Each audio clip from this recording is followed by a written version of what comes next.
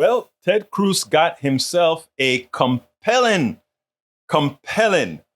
candidate that's going to run against him, a compelling opponent in Colin Allred out of the, I think it's a Dallas area. I want you to listen to this interview that he got from O'Donnell. O'Donnell did a great job. I want you to see exactly how he staged it, because I think he got a whole lot out of Allred in the manner he asked some of the questions and giving him the opportunity to say the things that he needed to say. Check this out. We'll take it on the other side.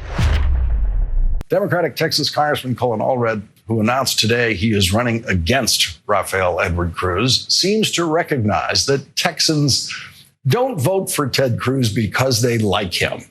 They vote for him simply because he's a Republican. When I left the NFL, I thought my days of putting people on the ground were over. Then, January 6th happened.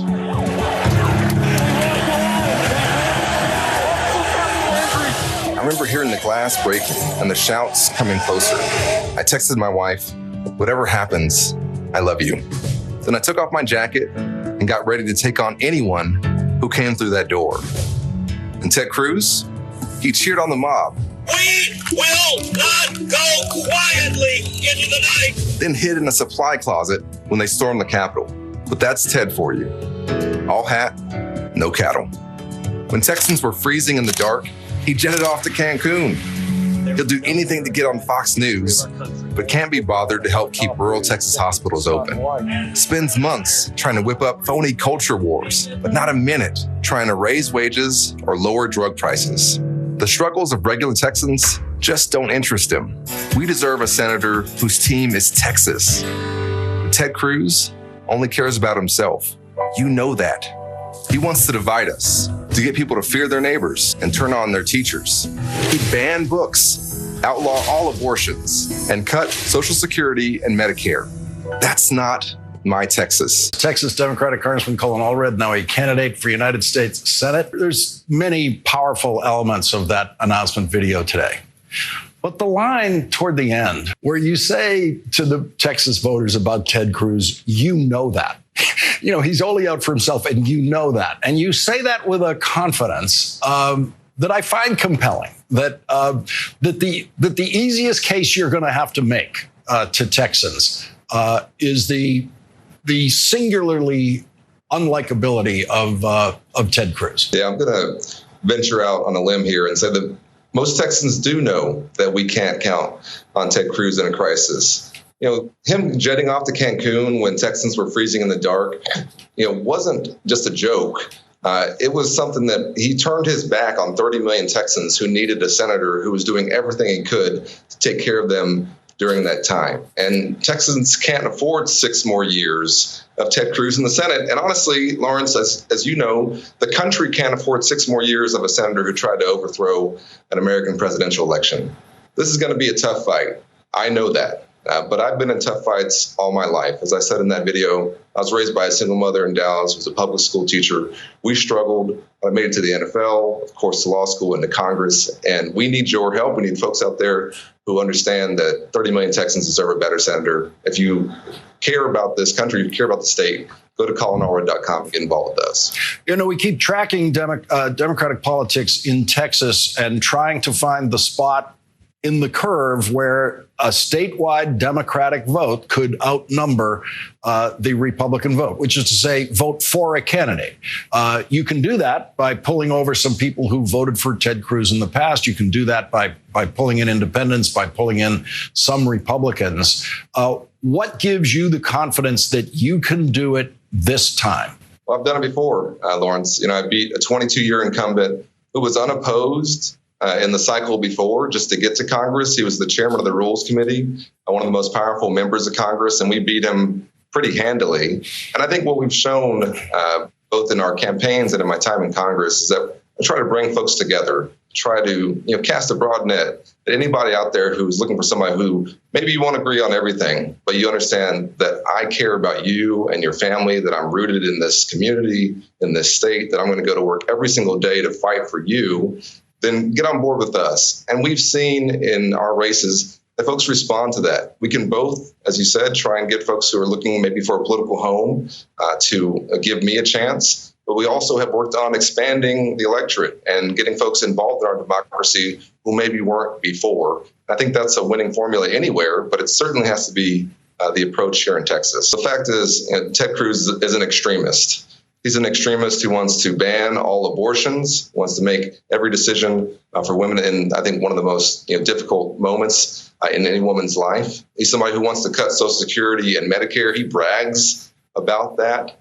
He's somebody who doesn't try at all to actually solve any problems in this country. Over the last 10 years, when he's been in the United States Senate, he's used his position in the Senate to pit Americans against each other, to pit Texans against each other. He's honestly busier being a podcaster, which he does 3 times a week, than actually being a senator. Texans deserve a better senator, and we don't have to be embarrassed by our senator.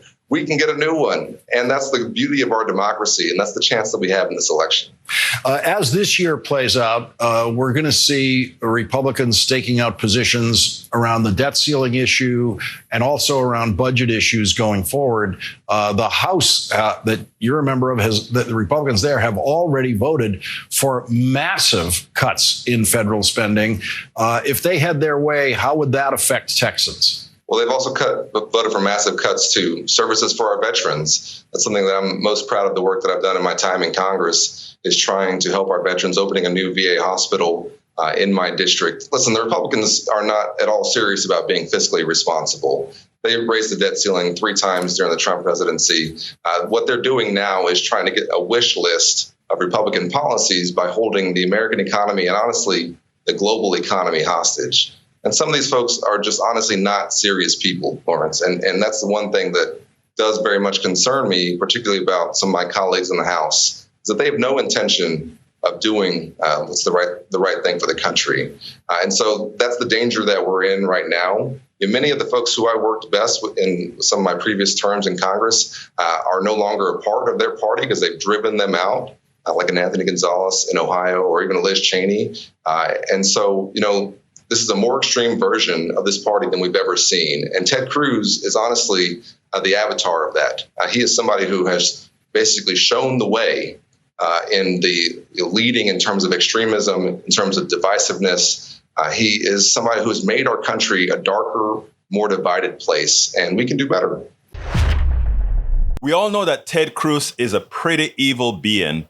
This is a guy who he came to the defense of his wife, but then somehow became a suck up to Donald Trump. Donald Trump accused his father of killing. He accused his wife.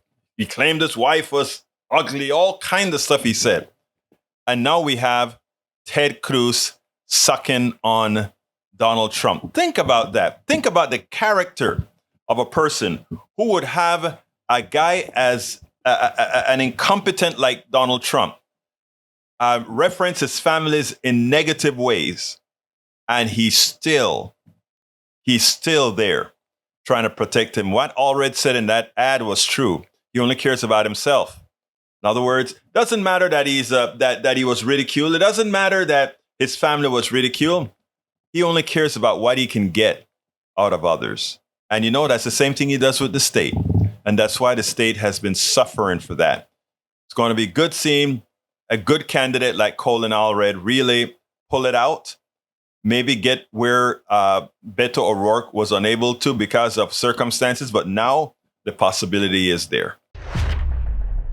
We spend a lot of time deconstructing the news, trying to parse it into a form that everybody can understand. We try to find those little nitpicks where it flies above the fray, etc. If you really like these videos that we do, I want to ask a big favor. Please go ahead. Number 1, subscribe to our channel. And number 2, please join if you can. Thank you so kindly for watching. Keep watching. Please remember to share. We must populate the entire internet with our progressive message, a message that we know is what most Americans say that they want. So help us, please join.